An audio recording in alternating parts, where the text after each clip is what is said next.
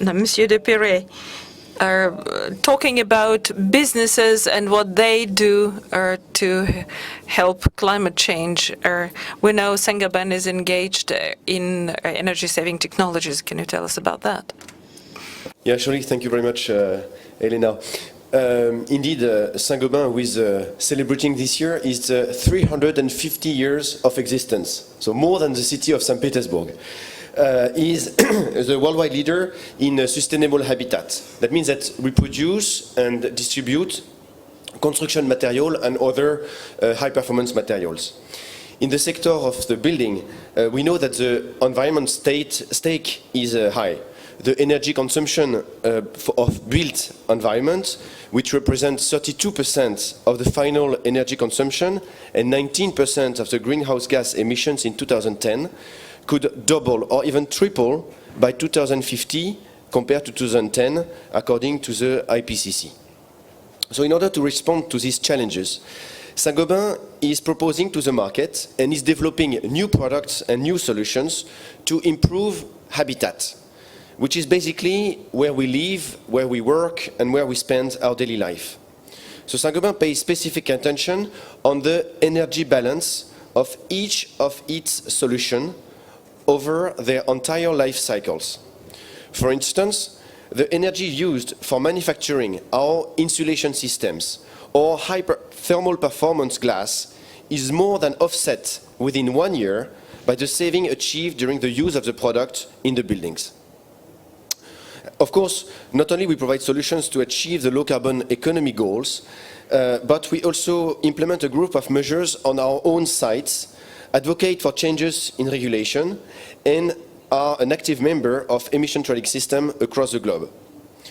Just to illustrate this, on our 614 sites around the world, we have set our own corporate targets to reduce energy consumption by 15% and CO2 total emissions by 20% from 2010 to 2025. Saint-Gobain is one of the global leaders in the Carbon Disclosure Project reporting initiative. We participate since 2003, and we see that such initiative, connecting majority of largest corporations, can make the difference. Saint-Gobain supports actively COP21 and is part of the Business Dialogue Group. Business leaders, members of this group, will contribute to the climate negotiation debates at COP21 Paris 2015. And finally, Saint-Gobain is active on the global carbon market by participating to the emission trading system in European Union, in Switzerland, in China, and in South Korea. So surely our commitments at a global level are also implemented here in Russia. We implement emission reduction measures across our supply chain here, and we drive the construction products market by being the first company in Russia to disclose full environmental impact of our products, including the full disclosure of the greenhouse gas emission and energy consumption.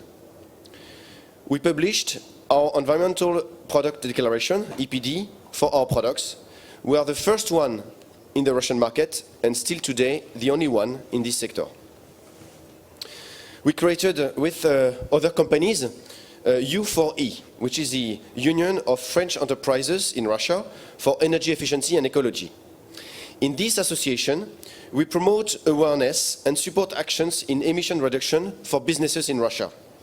As an example of a recent activity, we held major conference, Energy Efficiency, Environment and Climate, Foundations for Economic Development in last March, and involved key business leaders in Russia. Finally, some industrial associations of construction material producers initiated a research with participation on foreign investors as well as Russian companies. The topic is increase of energy efficiency in the Russian building sector. The leading Russian experts were invited to it. They worked out the current state of art, some recommendations, and their precise impact in terms of economic development, job creation, improvement of people quality of life, and of course, ecology. We are going now to present these recommendations to the Russian government for further implementation. Why? Because we are totally convinced that taking these measures will create business opportunities for us investment, and finally, growth for the country itself, which will be beneficial for everyone. So, as one of the top 100 industrial corporations in the world, with 200,000 employees, we actively support COP21 goal to come up with global climate agreement. And I was very pleased to hear today how much Russian Federation takes active participation in this process and puts so much effort in order to achieve this global agreement in Paris at the end of the year. Thank you very much.